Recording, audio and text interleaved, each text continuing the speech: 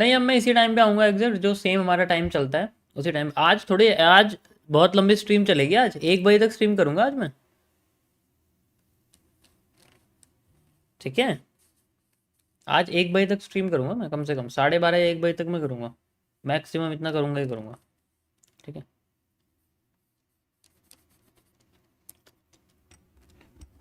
Okay guys, शुरू करते हैं, थोड़ा सा रिवीजन करते हैं हम लोग।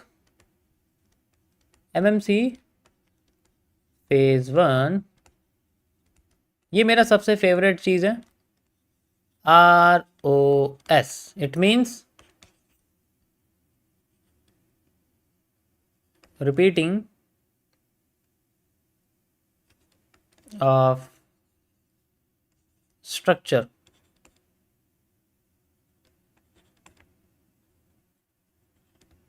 मैं फ्रांस गया था तो वहां से राइटिंग सीख के आया हूँ।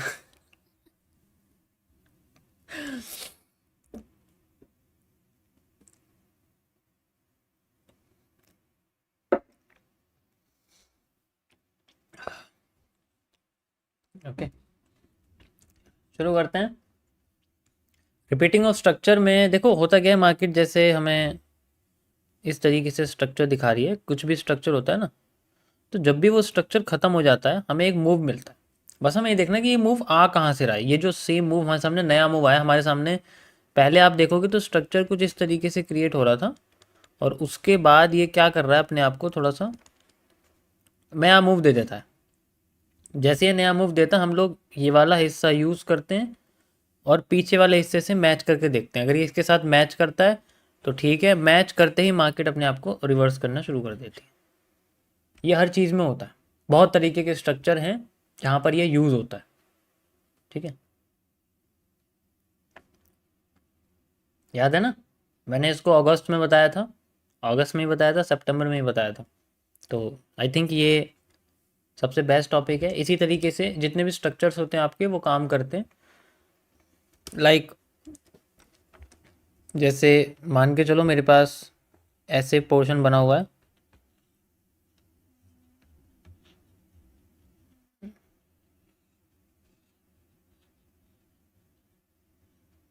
ऐसे। अब ऐसे में कौन सा करेगा, ठीक है, ऐसे में कौन सा पोर्शन काम, जैसे मार्केट अभी यहाँ चल रही है, तो हमने क्या करा, हमने ये एक CCP फाइंड आउट किया। ठीक है, complex chart pattern find out किया, और इसके बाद हमें ये जो सप्लाई मिली है फ्रॉम दिस पॉइंट, ठीक है, आप यहाँ से देखोगे, यहाँ से यहाँ तक की सप्लाई, एंड देन इसको उठा के हम लोग यहाँ लगा देंगे, यहाँ से यहाँ तक की सप्लाई, ये एग्जैक्ट मिल गई। अब हमें मिल गई डिमांड। अब मार्केट में डिमांड आ गई, जो भी रिसेंट का लो होगा वहाँ तक हमारा वॉल्यूम बर्स्ट रह गया, यानी कि इसका स्टॉप लॉस जिसे हम लोग बोलते हैं। स्टॉप लॉस जो होता है ना, स्टॉप लॉस यहाँ रह गया। जैसे यहाँ ट्रेड लगाई है तो यहाँ से लेके यहाँ तक वो चली गई, तो स्टॉप लॉस हमारा यहाँ तक रहेगा। इस तरीके से ये डिमांड बेसिकली इनसाइडर मूव से हम कॉपी कर सकते हैं। अगर हमारे पास डिमांड नहीं है तो इन दोनों को ऐड करके इनसाइडर डिमांड हम लोग यूज़ कर सकते हैं, या बिल्कुल। ठीक है, और उसके बाद जो मार्केट में दोबारा सप्लाई आ रही है, जैसे मान के चलो और नीचे है, तो हम वेट करेंगे कि क्या वो इनको क्रॉस करती है या नहीं। अगर इनको क्रॉस करे बिना वो ऊपर रिवर्स करने लग जाती है तो फिर मार्केट और ऊपर जाना शुरू कर देती है। ऐसे में ये स्नीजिंग वेज क्रिएट करता है। ठीक है, ऐसे में ये स्नीजिंग वेज क्रिएट करता है। अगर नहीं करता तो नीचे ले जाती है, तो हम क्या करते हैं, BR का यूज़ कर लेते हैं, और फिर उतना एरिया, यानी कि हम ये पूरा का पूरा पोर्शन यहाँ यूज़ कर सकते हैं।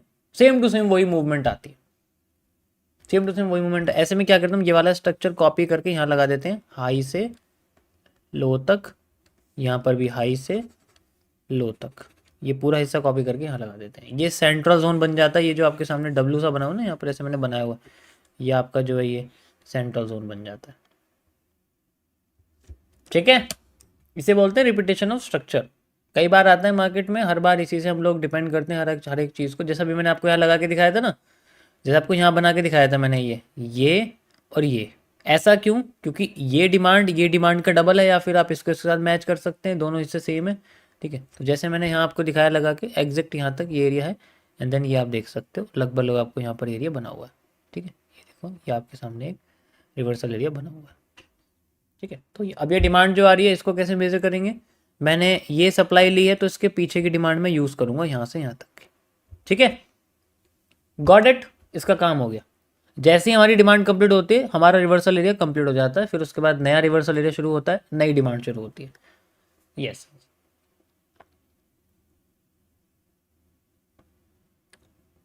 ठीक है।